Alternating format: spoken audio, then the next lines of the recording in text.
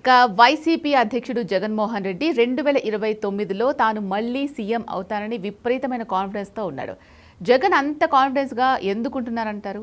కేవలం ఒక 10 మంది టీడీపీ ఎమ్మెల్యేల మీద ఉన్న వ్యతిరేకత వల్ల మళ్లీ వైసీపీ అధినేత జగన్ సీఎం అవుతాడు అనుకోవడం ఓవర్ కాన్ఫిడెన్స్ కాదంటారా? 2029లో అధికారంలోకి వస్తానని జగన్మోహన్ రెడ్డి కాన్ఫిడెన్స్ ఉందని మనం అనుకుంటున్నామా, ఆయనకే కాన్ఫిడెన్స్ ఉందో మనకు తెలియదు. కాన్ఫిడెన్స్ ఉన్నా లేకపోయినా తన పార్టీ శ్రేణుల్ని ఊపు తేవటానికి, తన పార్టీలో ఉత్సాహం పెంచడానికి, తన పార్టీ కార్యకర్తలు నాయకుల్లో నమ్మకం పెంచడానికి చెప్పాల్సిందే కదా. ఏ నాయకుడైనా నేను 2029లో ఓడిపోతా, 34లో కూడా ఓడిపోతా, 39లో చెప్పలేను, 44లో గెలుస్తా అని చెప్తున్నాడు. నాకు అర్థం కాని అంశం ఏంటంటే, ఎవరైనా నేను 29 ఏంది ఈ లోపల ఎన్నికలతో ఇప్పుడే గెలుస్తా అంటాడు. సో అందువల్ల కాన్ఫిడెన్స్ ఉన్నా లేకపోయినా అట్లే చెప్పాలి. దానికి ఇంకో మార్గం లేదు కదా. సో అందువల్ల కాన్ఫిడెన్స్ ఉండడము లేకపోవడంతో సంబంధం లేదు. కాన్ఫిడెన్స్ ఉన్నా లేకపోయినా చెప్పాలి. అయితే జగన్మోహన్ రెడ్డి కాన్ఫిడెన్స్ కూడా ఉండొచ్చు. ఎందుకంటే రాజకీయ నాయకులకు తమ మీద తమ కాన్ఫిడెన్స్ చాలా ఎక్కువ ఉంటుంది. కారణం ఏంటంటే వారు స్వీయ మానసిక దృక్పథంలో బతుకుతూ ఉంటారు.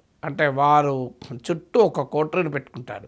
సో రుచించేటువంటి వార్తలే వింటారు, రుచించేటువంటి మాటలే వింటారు. అలాంటి మాటలు చెప్పే వాళ్ళనే దగ్గరలో ఉంచుకుంటారు, మిగతా వాళ్ళని ఉంచుకోరు.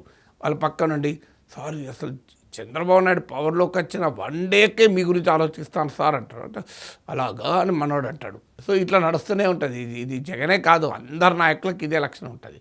నేను చాలామంది రాజకీయ నాయకులను చూసిన చివరి వరకు కూడా సీటు కిందికి ఖాళీ అయ్యే వరకు కూడా గుర్తించరు.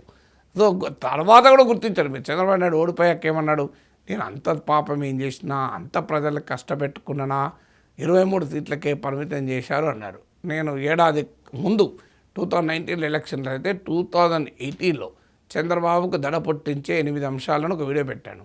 మరి నాకు అర్థమైంది కదా 1 ఇయర్ బిఫోర్. చంద్రబాబుకి ఎందుకు అర్థం కాలే? కారణం ఏంటంటే నాలాంటి వాళ్ళని రానియ్యారు కదా.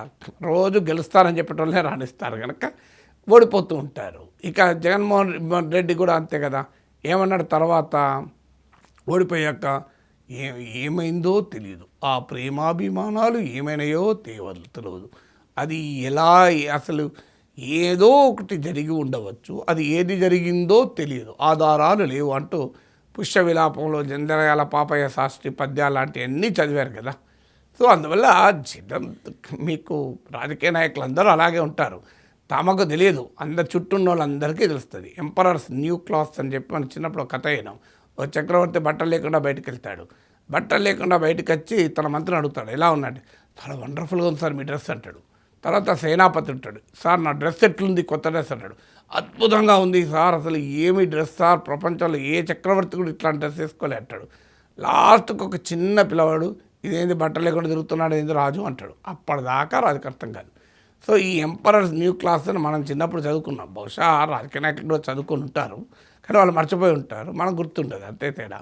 సో అందువల్ల ఈ ఎంపరర్స్ న్యూ క్లాస్ సిండ్రోమ్ ప్రతి రాజకీయ నాయకుడు ఓడిపోయేంత వరకు గుర్తించడు. సో ఓడిపోయిన తర్వాత కూడా గుర్తించడు. అప్పుడు వేదాంతం వస్తుంది, ఏమి జరిగిందో, ఎలా తెలుసుకోవాలి అంటే అప్పుడు విలాప గీతాలు పాడడమో లేకుంటే ఈవీఎంల పైన వేయడమో, ఓడిపోయినప్పుడల్లా ఈవీఎంల మీద వేస్తుంటారు కదా.